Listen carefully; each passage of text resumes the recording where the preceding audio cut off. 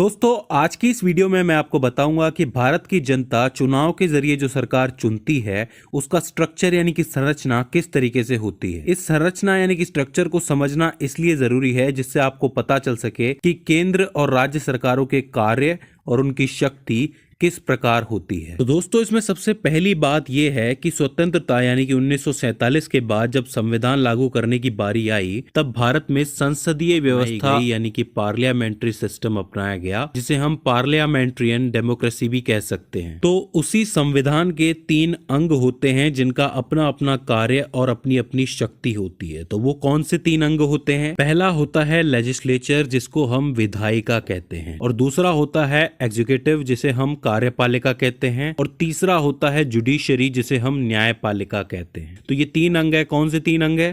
पहला विधायिका, दूसरा कार्यपालिका और तीसरा न्यायपालिका। तो अब इन तीनों में क्या क्या डिफरेंस है? देखिए, जो लेजिस्लेचर होता है यानी कि विधायिका होती है, वो एक लॉ मेकिंग बॉडी होती है, यानी कि वो कानून बनाती है। आपने देखा होगा कि कोई विधेयक, कोई बिल पास होता है तो वो विधायिका से ही होता है। तो वो कानून बनाती है देशवासियों के हित के लिए, या कोई पुराना कानून बदलने के लिए, या फिर कोई पुराना कानून हटाने के लिए। तो वहां पे सभी मेंबर्स की सहमति से कोई भी विधेयक बनाया या पास किया जाता है, वहां पे लॉ बनाया जाता है। वहीं बात करोगे एग्जीक्यूटिव यानी कि कार्यपालिका की, तो यहाँ पे होता यह है कि लेजिस्लेचर ने जो कानून बनाया है, जो विधेयक पास किया है, उसको इम्प्लीमेंट करना यानी कि उसको लागू करने का काम जो है पूरे समाज में, वो कार्यपालिका करती है। वहीं ये जो तीसरा पार्ट है जुडिशरी यानी कि न्यायपालिका, इसका काम ये है कि जो लॉ लागू किया गया है, जो कानून लागू किया पालिका के द्वारा, उसका पालन ठीक से हो रहा है कि नहीं हो रहा है। अगर नहीं हो रहा है, कोई इसको तोड़ रहा है, तो उसको सजा देने का काम जुडिशरी करती है। अब देखिए, सबसे पहले बात करें विधायिका की यानी कि लेजिस्लेचर की, तो आप समझ लीजिए कि सरकारें 2 लेवल्स पे चुनी जाती हैं।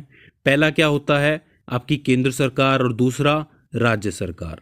केंद्र सरकार ये पूरे देश के लेवल पे, और राज्य सरकार अलग अलग राज्यों के लेवल पे चुनी जाती है। अगर पूरे देश के लिए कोई कानून बनाना हो तो वो केंद्र सरकार बनाएगी। जैसे कि द फाइनेंस बिल 2021, जो कि 2021 का बिल है, तो ये पूरे देश के लिए है फाइनेंस बिल, तो इसको केंद्र सरकार पास करेगी। वहीं अगर मान लो कि राजस्थान के लिए कोई बिल पास करना हो सिर्फ राज्य स्तर पे, तो वो राज्य सरकार कर पाएगी, वो केंद्र सरकार नहीं करेगी। केंद्र स्तर पर जहां कानून बनाए जाते हैं उस जगह को हम संसद या इंग्लिश में पार्लियामेंट कहते हैं। वहीं दूसरी तरफ राज्य स्तर पर जहां कानून बनाए जाते हैं उस व्यवस्था को हम विधान मंडल कहते हैं। अब देखिए, इस संसद में कानून बनाने के लिए 2 तरीके के सदन यानी कि हाउसेस होते हैं। एक लो हाउस होता है और एक अपर हाउस होता है।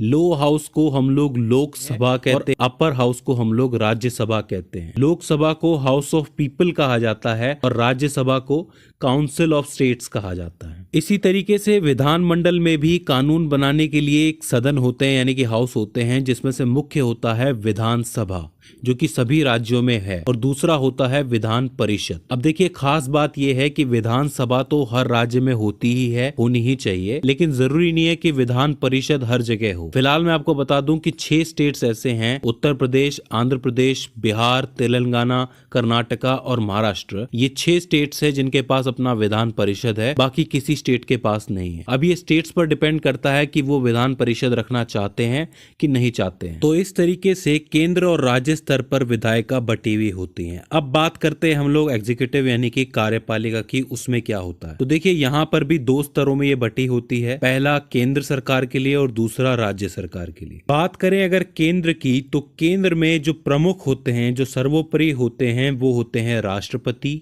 उसके बाद आते हैं उपराष्ट्रपति, और उसके बाद आते हैं प्रधानमंत्री, और उनके नीचे होता है मंत्री परिषद। अब उस मंत्री परिषद के अंदर कैबिनेट मिनिस्टर्स भी होते हैं यानी कि कैबिनेट मंत्री भी होते हैं, राज्य मंत्री भी होते हैं, और उप मंत्री भी होते हैं। लेकिन मैं आपको बता दूं कि हमारे यहाँ कॉन्स्टिट्यूशन में सबसे ज्यादा पावर जो है वो प्रधानमंत्री को ही दी गई है। वहीं अगर हम बात करें राज्य स्तर की, तो राज्य स्तर पर जो प्रमुख होते हैं वो कहलाते हैं राज्यपाल, और राज्यपाल के नीचे आते हैं मुख्यमंत्री, और मुख्यमंत्री के नीचे आता है उनका मंत्री परिषद। यहाँ पर भी ज्यादातर जो कार्यभार है वो मुख्यमंत्री के हाथ में होता है, यानी कि एक राज्य का पूरा कार्यभार मुख्यमंत्री के हाथ में होता है, जिस मंत्री परिषद की मदद से चला चलाते हैं। अब हम बात करते हैं जुडिशरी यानी कि न्यायपालिका के बारे में। देखिए, भारत की जो न्यायपालिका है वो 3 स्तरों में विभाजित है। इसमें जो सर्वोपरि प्रमुख है वो कहलाता है सुप्रीम कोर्ट, जो कि दिल्ली में है। इस सुप्रीम कोर्ट में जो फैसला सुनाते हैं जज, वो कहलाए जाते हैं CJI यानी कि चीफ जस्टिस ऑफ इंडिया।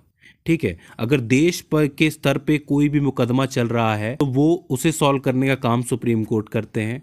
हालांकि सुप्रीम कोर्ट में अपने केसेस भी आते हैं और कुछ केसेस हाई कोर्ट से भी आते हैं, तो वो केसेस का निपटारा भी सुप्रीम कोर्ट ही करता है। इसके बाद बात करें राज्य स्तर पर हाई कोर्ट होते हैं, जैसे कि राजस्थान का अपना एक हाई कोर्ट है, दिल्ली का अपना एक हाई कोर्ट है। इसी तरीके से टोटल 25 हाई कोर्ट इस वक्त इंडिया के अंदर है। तो राज्य स्तर पर जो प्रमुख होता है जुडिशरी में वो हाई कोर्ट होता है। इसके बाद जब आप और नीचे आते हो तो डिस्ट्रिक्ट लेवल पर डिस्ट्रिक्ट कोर्ट्स होते हैं, जो कि उस डिस्ट्रिक्ट के जितने भी मामले हैं उनको निपटाते हैं। हालांकि मैं आपको बता दूं कि देश के सबसे ज्यादा मुकदमे जो हैं वो डिस्ट्रिक्ट कोर्ट्स में ही आते हैं, क्योंकि हर आदमी हाई कोर्ट या सुप्रीम कोर्ट नहीं जाता है। हालांकि दोबारा अपील करनी हो तब उन्हें ऊपर ही जाना पड़ता है, क्योंकि डिस्ट्रिक्ट कोर्ट अपना फैसला दे चुका है। तो इसलिए उसके लिए पहली सीढ़ी और आखिरी सीढ़ी सुप्रीम कोर्ट है। तो इस तरीके से हमारी जो जुडिशरी है, जो न्यायपालिका है, वो विभाजित होती है। इसमें मैं जाते जाते आपको एक फैक्ट बता देता हूं कि अगर लेजिस्लेचर यानी कि विधायिका और जुडिशरी यानी कि न्यायपालिका के बीच में किसी कानून को लेके मतभेद होता है